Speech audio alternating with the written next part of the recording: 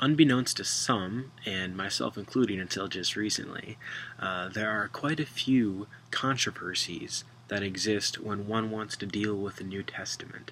And these aren't talked very much about in church, which perhaps that should change. And so, in the spirit of that, I'm just going to deal with two controversies very quickly and share my opinion on both of them.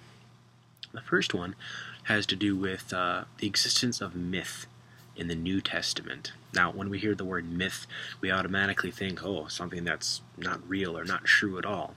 But that's actually not the only definition of the word myth. There are other definitions. In fact, in the Greek, there are two definitions. One that meant it wasn't true, and one that meant something was true. So that's very confusing, and actually a very confusing topic. But other definitions of myth include a representation of real facts that are simply embellished or idealized, or ideas or cultural constructs that have been turned into a fable so that they're more palatable, if you will. Something like Aesop's fables, maybe. Another definition of myth would be man's way of making sense of something they don't understand, and so some would accuse or some would state that some religions are mythical in the sense that man has these grand ideas that he can't quite fathom, and so it turns him into a story or into a myth.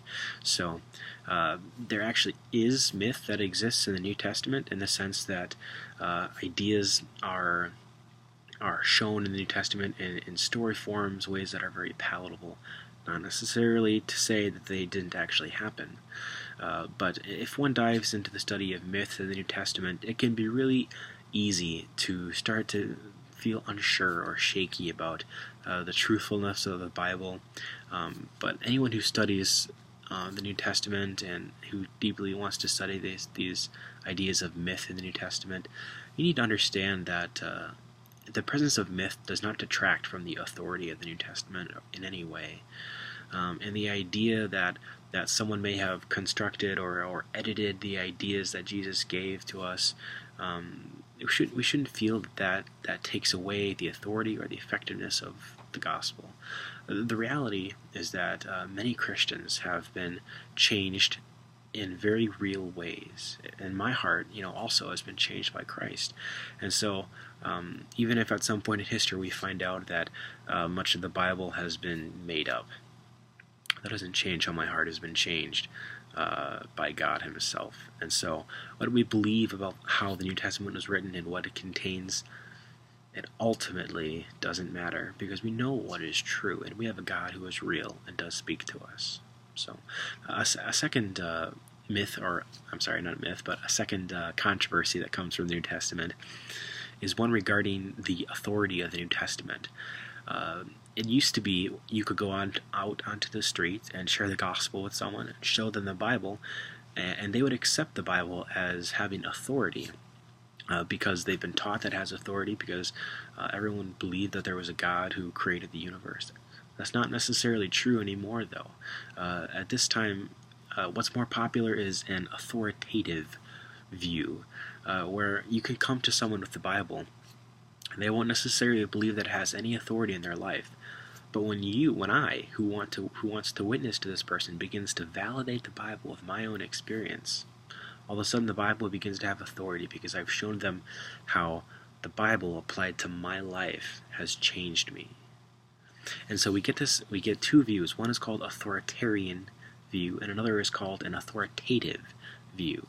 The authoritarian view, when you come to read the Bible, basically believes that what the original author intended to say and the meaning that message had for the original audience is the message that we ought to pursue knowing when we interpret the New Testament. And so we find that the things that we read in the Bible have authority because it has authority. The problem with having this authoritarian method of interpreting the New Testament is that we have to, it's difficult to fit the ideas of the New Testament into our own lives because of such the culture gap. we don't necessarily know what kind of person Paul was, except for the clues that he's given us. And we have to know things about history, and we have to and when we encounter something in the New Testament that we don't understand, we have to trust that it somehow fits into our lives. That can be difficult, which is why the authoritative view is more popular in these days, because all of a sudden when we read the Bible, if I read this text and it doesn't affect me, then it doesn't have authority over my life, and we can move past it. And so if there's a part of the New Testament that doesn't make sense to me, it's really easy to go past it, because, we say, it doesn't necessarily matter. And the text of the Bible in this view is only validated because I've learned something. And this obviously can have some problems, because it's possible to come to a text then and ignore it because you don't believe that it's valuable because it hasn't affected you.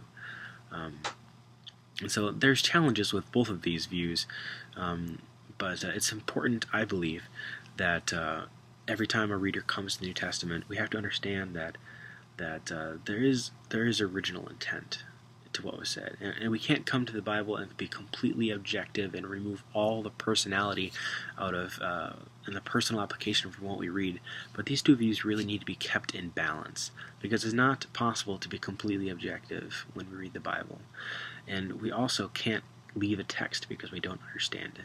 So I would fall more on the authoritarian side, but certainly there are aspects of the authoritative side which are valuable. So